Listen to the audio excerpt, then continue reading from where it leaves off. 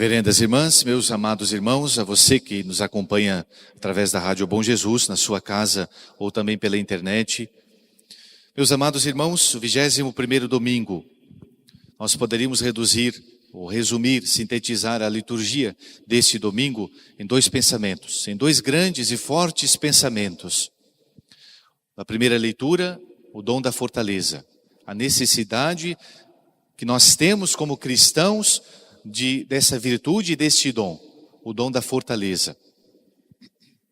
O segundo pensamento do Evangelho, nós resumiríamos a liturgia, talvez até deste domingo todo, dizendo que este domingo é o domingo do perdão.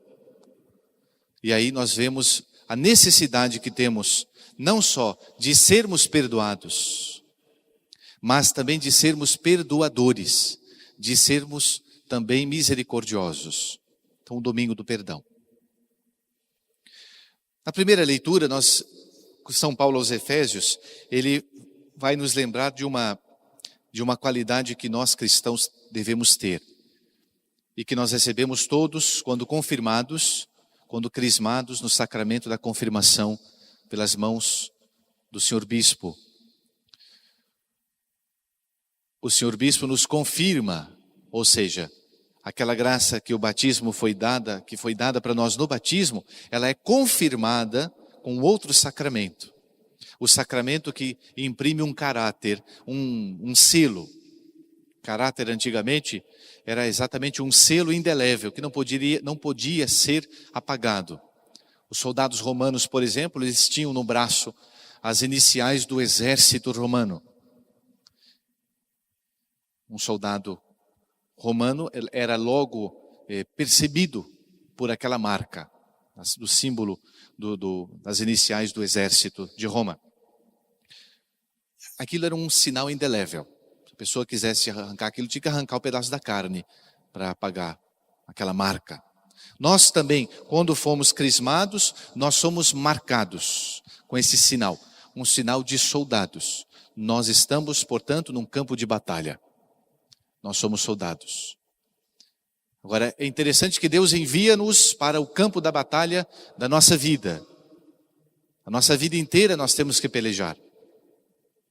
Nós não podemos ser desertores, não podemos ser covardes, não podemos ser medíocres. Nós temos que combater com tenacidade, com fortaleza. E aí que entra o dom da fortaleza e a virtude da fortaleza que aperfeiçoa o dom. São Paulo começa dizendo assim: fortalecei-vos no Senhor em sua força poderosa. Veja, quando um soldado ele é capacitado pelo seu general, pelos seus superiores, para ir para uma guerra, para empreender uma batalha, uma missão de guerra, ele é capacitado dos pés à cabeça para aquela missão. Ele é capacitado não só externamente, com treinamentos, com armas, enfim, com toda uma munição para isso, mas ele é capacitado internamente também. Ele é capacitado por exercícios, ele é capacitado por treinamentos difíceis, ele é capacitado também psicologicamente para que ele enfrente o inimigo e o vença. E mais do que isso, ele é capaz de morrer pela sua pátria. Eis um verdadeiro soldado. Fazendo uma analogia, uma comparação, que São Paulo faz aqui, nós também somos soldados, e nós estamos nesta guerra, e Deus nos envia para a guerra. São Paulo diz, não é contra a carne e contra o sangue que temos que lutar, que temos que combater, ou seja, não temos que matar as pessoas. Por isso, entre nós cristãos, nunca deu muito certo quando nós pegamos em armas e combatemos os outros pelas armas. Deus não abençoa isso. Porque não é contra a carne e contra o sangue, nós temos que liquidar o mal do mundo. Nós nunca vamos liquidar o mal no mundo matando as pessoas, em outras palavras. Mas nós temos que liquidar o mal no mundo matando o mal em nós mesmos. Este mal moral, mal espiritual, que é o maior de todos, que é o pecado. Então nós entendemos essa luta no sentido espiritual, na dimensão espiritual. E é por isso que São Paulo diz que é preciso que a gente tome essas armas e vá para a guerra munidos com essas armas. Quais são as armas? São Paulo diz assim, tomai a armadura de Deus, para que possais resistir nos dias maus. Na guerra nós temos dias bons e dias maus. Nós temos dias de vitória, de avanço, mas dia de retrocesso, de perdas. Dia de muitos soldados são feridos, morrem. Não é? Então os nossos dias de São Paulo são maus. São dias em que as almas se perdem. São dias, aliás, essa mesma frase, esse mesmo pensamento, se recordam, domingo passado São Paulo citou. Estai alertas, vigilantes, porque os dias são maus. Ou seja, nós temos que nos recordar que nós estamos no mundo e este mundo é perverso, este mundo é maldoso, este mundo é malicioso. E nós temos que nos comportar como soldados em dias maus, ou seja, vigilantes. Porque senão nós somos feridos pelo demônio. E São Paulo diz assim: ficai firmes, tendo cingidos os vossos rins com a verdade. Olha a primeira arma do cristão, a verdade, o amor à verdade. Será que nós temos esse amor? Será que nós estamos com esse capacete, ou melhor, cingidos com essa arma poderosa da verdade? Ou será que nós empreendemos o caminho da mentira, o caminho da falsidade, o caminho da duplicidade? Não, nós temos que ser verazes, transparentes. Numa palavra, homens de uma peça só. Não temos duas caras, nós temos que ser aquilo que somos e pronto. Ainda que pecadores, mas somos e queremos ser melhores. Depois São Paulo diz assim: vestidos com a couraça da justiça. Segunda arma, a justiça. Temos que ser justos. O que é nosso é nosso. E o que é dos outros é dos outros. Então nada de trapacear, de uma maneira ou de outra. Ainda que nós fiquemos milionários trapaceando, não podemos. Ainda que a gente ganhe R$1 pela trapaça, não podemos. O que é nosso é nosso. O que é do outro é do outro. Uma coisa simples, por exemplo, você foi comprar pão na padaria, te deram um troco maior, você percebeu, volta lá, devolva. Se você não for capaz de devolver aqueles 50 centavos, você não vai ser capaz. Depois, quando você se tornar um presidente da república, de não roubar e desviar milhões. Isso a gente tem que ensinar para as crianças. Porque quando a criança chega em casa, mandada para comprar pão na padaria, ou um leite, e volta com 50 centavos a mais, e o pai e a mãe dão risada quando ele diz: esse meu filho é esperto, vai ser um grande homem. Olha o que você está ensinando para o seu filho. A ser depois um salafrado lá na frente. Então, justiça, verdade e justiça. São Paulo avança dizendo: e calçando os pés prontos para irdes anunciar o evangelho da paz. Tem cristãos que anunciam o evangelho da guerra, mas não da paz, né? Eu gosto de semear discórdia. Quando vem alguma coisa no Facebook, logo já vão semeando a discórdia nas redes sociais. Semeadores da discórdia. Nós temos que ser semeadores da paz. Nós temos que plantar a paz. Quem planta paz, vai colher paz. Sobretudo, servivos do escudo da fé, para poderes apagar todos os dardos inflamados do maligno.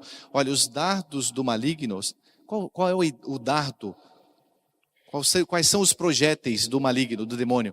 A incredulidade. Nós perdemos a fé. Nós deixamos a oração, nós não vamos mais à Santa Missa, nós não nos confessamos mais, nós vamos desanimando na vida espiritual. Olha os dardos do demônio. Nós temos que resistir isso com o escudo da fé. O escudo da fé.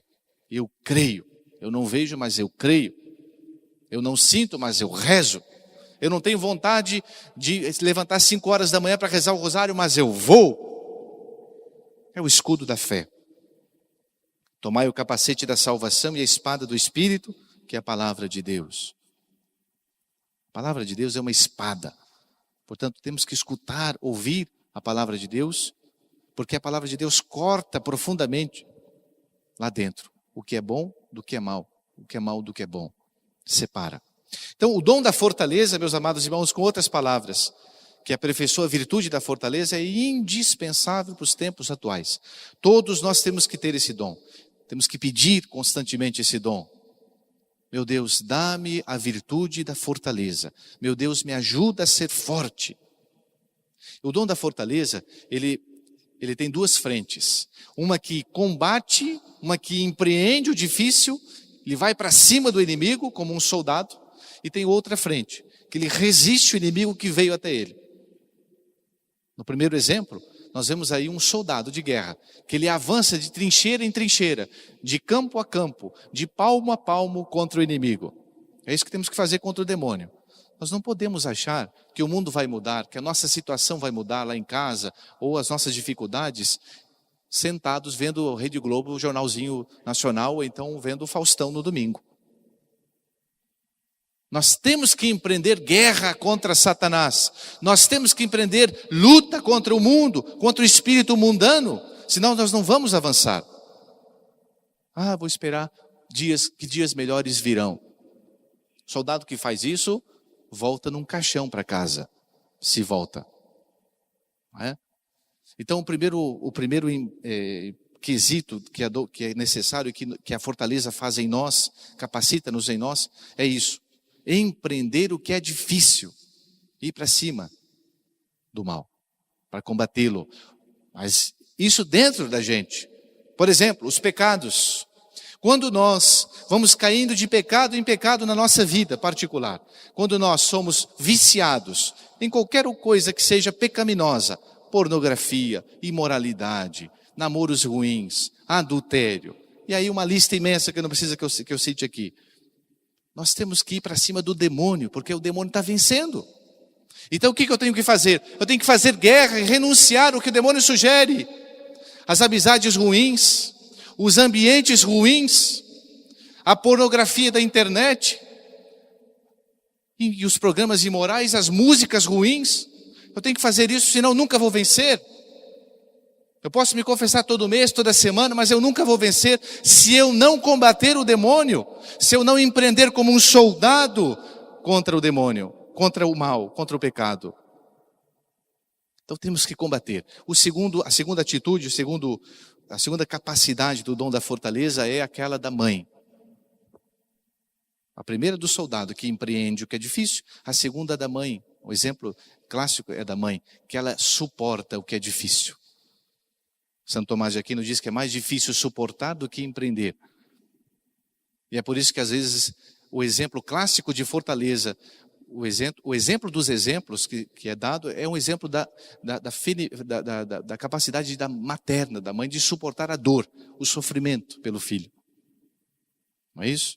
Então nós temos que também resistir ao mal, resistir às tentações, resistir ao espírito mundano, resistir ao que é mais fácil, resistir àquela lei que está dentro da gente que diz assim: foge da dor e busca o prazer, foge da dor, busca o prazer. Temos que resistir a esse canto de sereia.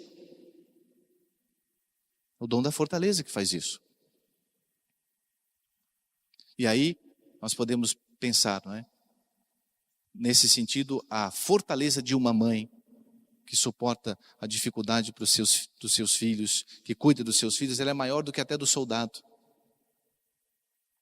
Porque quando a gente resiste, a gente não sabe quando vai acabar, temos que empreender, quando que vamos acabar essa resistência. Depende do inimigo. Já quando nós combatemos, se nós quisermos recuar, nós temos essa possibilidade. Outro pensamento importante desse domingo, para terminar, é o pensamento do perdão. Como eu disse, o domingo do perdão.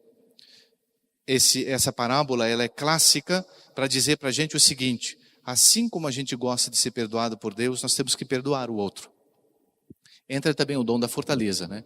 Porque eu não sou capaz de renunciar a mim, ao meu amor próprio, quando eu sou ferido, se eu não tiver, e para dar o perdão para o próximo, se eu não tiver esse dom do Espírito Santo, que me leva a passar por cima das ofensas para perdoar o outro. E esse exemplo aqui dessa parábola, daquele homem que foi perdoado uma quantia milionária, impagável, que são 100 mil talentos, né? a quantia de uma riqueza de um país em ouro. Aquele senhor perdoou aquela quantia. Aquele homem, ele teria que vender foi vendido a sua família, os seus filhos, a sua casa, os seus bens, a sua esposa, e mesmo assim ele não seria perdoado, porque tudo isso não daria para perdoar. Para dizer para a gente que quantas vezes Deus nos perdoa, quantas vezes Deus nos dá o seu perdão, depois de um pecado mortal, de uma falta grave que nós fazemos contra Deus, não só uma vez, mas milhares e milhares durante a nossa vida, Deus nos perdoa. E nós saímos dali e alguém faz um mal para a gente e nós não somos capazes de dar o perdão. Se nós somos perdoados, nós temos que ser perdoadores também. Essa é a moral da história, da parábola. E nós, para isso, temos que pedir a Deus, nosso Senhor, que nós sejamos fortes e procuremos dar o perdão. Meu Deus, eu não consigo perdoar aquela pessoa que me fez esse mal, mas como o Senhor me manda perdoar, eu perdoo, mesmo sentindo o contrário. Isso que é o perdão. Se nós formos esperar aquela pessoa que nos fez um mal mudar de vida para que eu dê o meu perdão a ela, eu nunca vou dar. Eu tenho que perdoá-la sendo ela do jeito que ela é. É isso que vale para os casais, por exemplo, para as famílias. Nós temos que dar o perdão, mesmo quando nós concluímos dentro da nossa cabeça, ele não vale nada, ela não vale nada, mas eu perdoo. Ah, seu padre, você acha que eu sou um cara de trouxa? Olha para a cruz. Quando nosso Senhor nos perdoou, Deus foi trouxa? Não. Deus foi capaz de perdoar. O coração de Deus é imenso, a misericórdia de Deus é imensa. Mesmo sem a gente valer um centavo, Deus nos perdoou. Isso é perdão.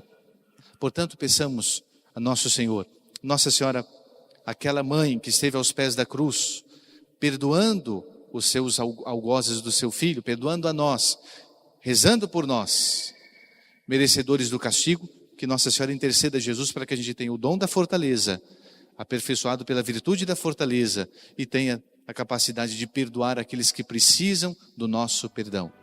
E nós não guardemos rancor de ninguém. Que nós sejamos perdoados, mas também perdoadores. Louvado seja nosso Senhor Jesus Cristo.